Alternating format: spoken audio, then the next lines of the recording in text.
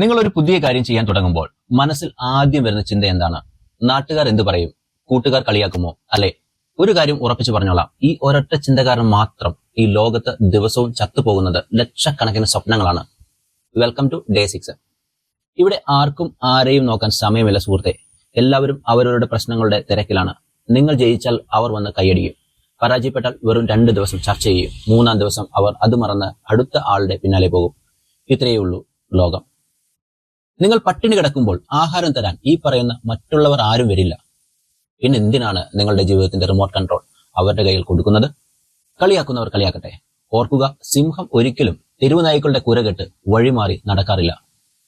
മറ്റുള്ളവരുടെ ചിന്തകളുടെ തടവറയിൽ നിന്ന് പുറത്തു കടന്ന് സ്വന്തം വഴിവെട്ടി തെളിക്കാൻ നിങ്ങൾ തയ്യാറാണെങ്കിൽ ഇപ്പോൾ തന്നെ ഈ പേജ് ഫോളോ ചെയ്യൂ. ഈ 365 ദിവസത്തെ യാത്രയിൽ നമ്മൾ മാറും.